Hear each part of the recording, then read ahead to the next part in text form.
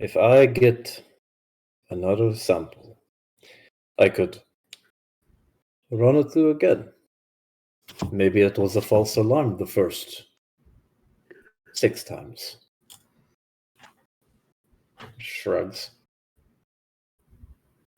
Right. But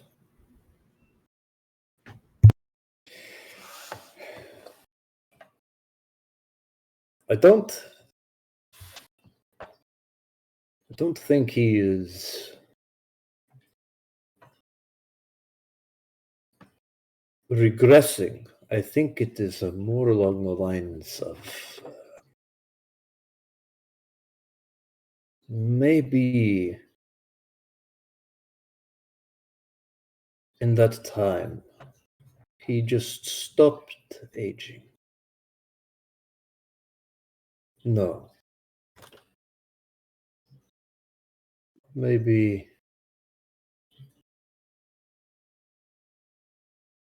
it would have to be some combination of chemical treatment or implant. He's not full cyborg, I know that much. If I could convince him to come back and let me run more tests, I could maybe suss out more information. I didn't do this deep of a dive because I did not want to get involved. But it seems that he shrugs. It seems that God has decided to shit in my dinner again.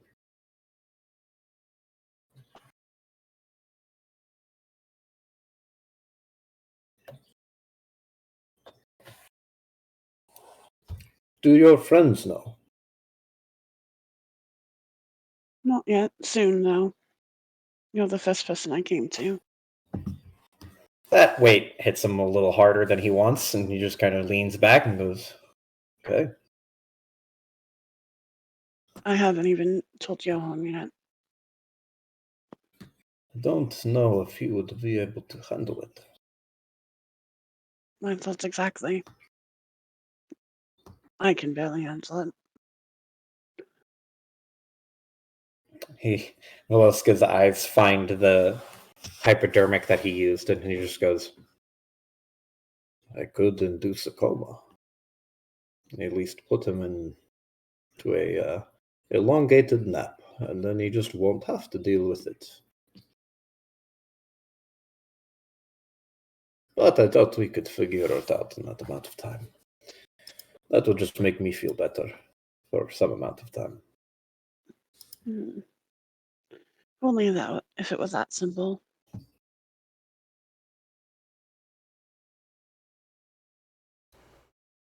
I can try and get him to come back here, at least for some tests.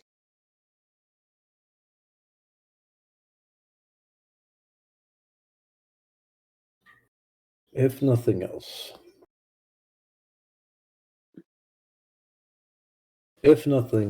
I could come to him. I hate leaving.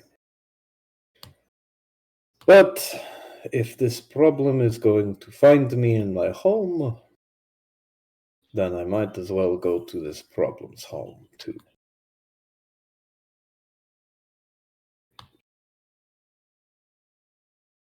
he leans back and rocks forward, stands up, like pushes off his knees, and just goes, Well,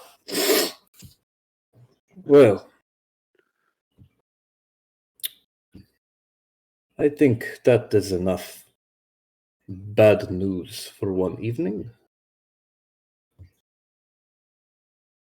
and he looks to Lockhart and looks back towards a cabinet, walks over to the cabinet, and he reaches behind it, like in a space where you wouldn't like store shit. He reaches behind the cabinet, and then you hear the click of like metal on metal, and he pulls out a familiar looking shotgun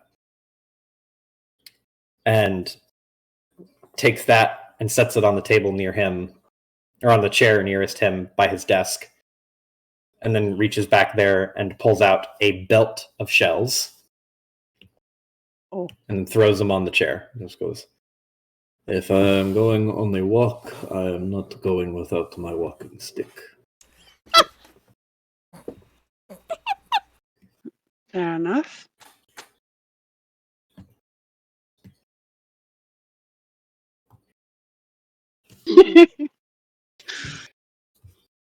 She stands up. She did not open the Red Bull, by the way. She just kind of sets it back on where she was sitting. Kind of.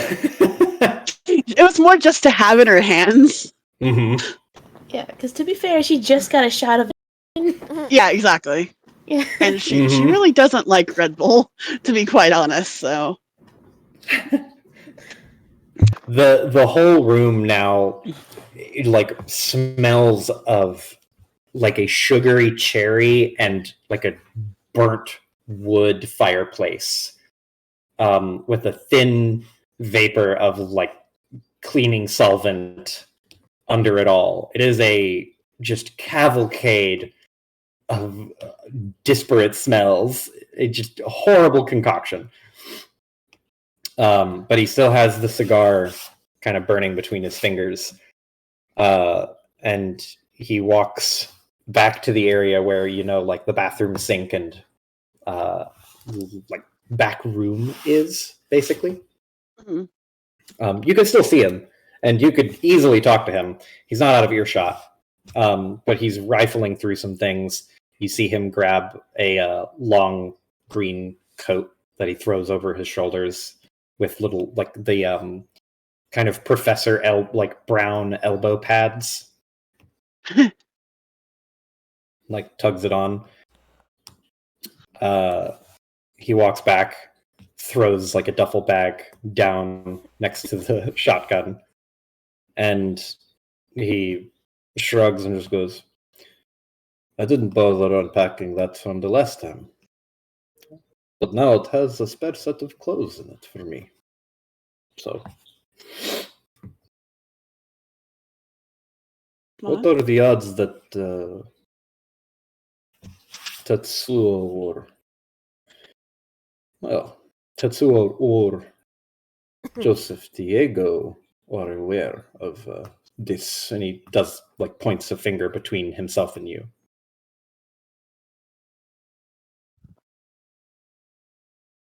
Well, at the hotel, as you may have heard, one of their roommates passed away. They at least know she knew Johan, so I can't really say for us in particular. He kind of thinks back for a second and nods. He was never a conversationalist, but he did mention some of the unusual things that they did at Tetsuo. Not in great detail. I can imagine that it is very likely his physiological situation is tied to whatever happened in his time there. No. One thing that I don't quite understand, though, why would they fire him if they are going to need him now? He shrugs and just goes, I have no fucking clue. Mm.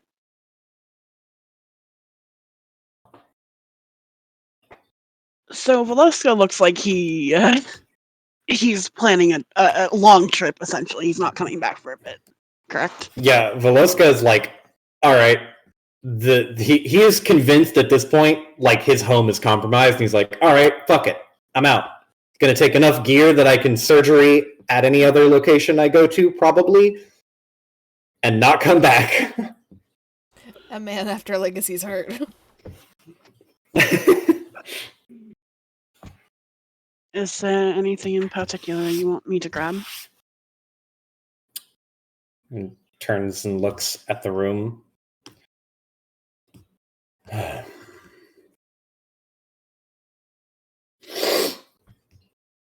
He shakes his head. No. I've got everything I need. Well, he reaches over, grabs the tray, everything on the tray, lifts it up, dumps it into the duffel bag unceremoniously. Just puts the tray back on the table and zips the bag shut. No, I've got everything.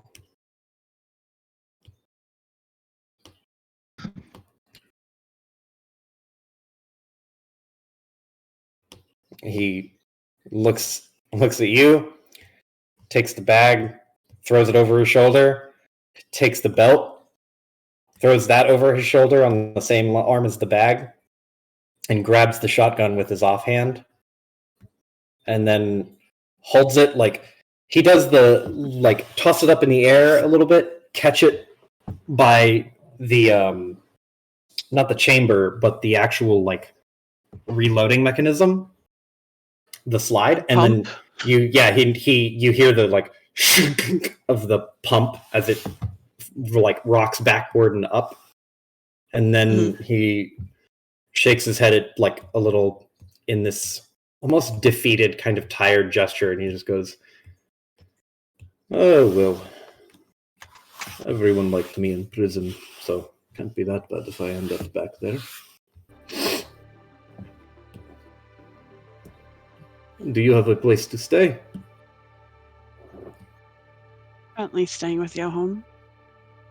But if you want somewhere to stay, I know a place. he nods, and there's a pause as he considers it, but he nods and says, That would be nice. I was going to go down my list of nearby cousins and just see who was available. But if you have a place and it is secure, and he points a finger at you. I only go there when in desperate need, so no one should know. He nods. I'm glad that you're prepared. At least half of my clientele come in here and they don't even know how to fucking load a gun. He takes the shotgun and then quickly lifts it again, grabs the belt underneath it, or not the belt, the sling. He grabs the sling by the cuff, and then it just and catches it, and then puts that over his other arm. I would offer you something to wear on your way out, but it's not your style, from what I gather. I'll be fine. I am sorry, though. He shrugs. It was bound to happen eventually. I got into this line of work knowing that I would probably die doing it. I just want to make sure that I don't die alone.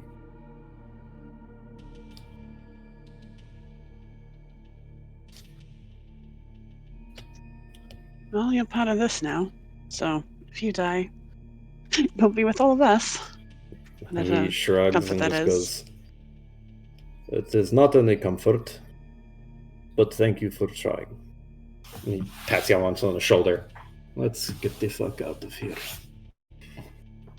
Wish I had some napalm so I could just burn this whole fucking place to the ground, but He walks out. As he walks out, he stops for a second, turns around, and looks at the back of the door.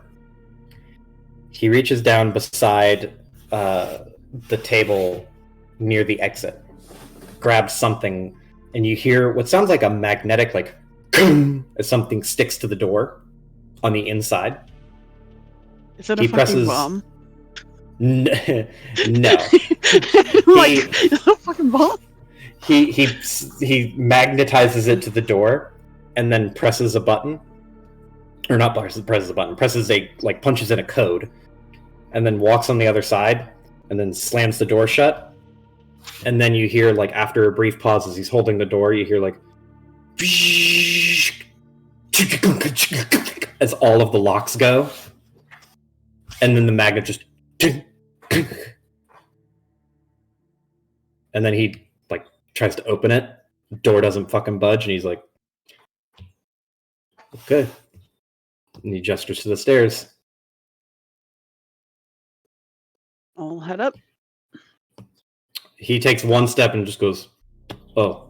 Unslings the shotgun, takes it by the barrel end, and then swings the butt of it up at the neon light and just smashes it.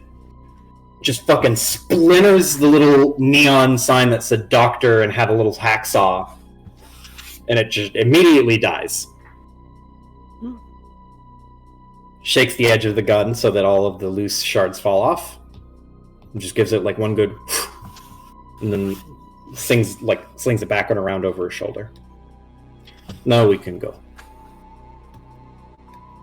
Nod, and I guess I'll take him to the car.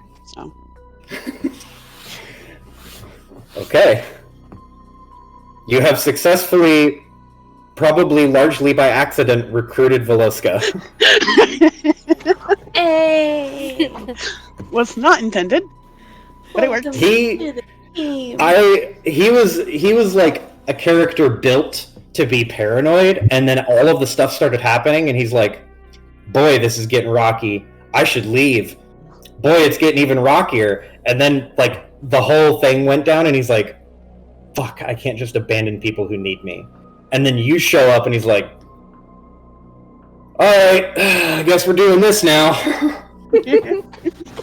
And our army of NPCs grows. I Yes. fucking know, Jesus Christ. Yes. Look at all the allied We're gonna have a NPCs. fucking militia at some point. We're starting a movement, man.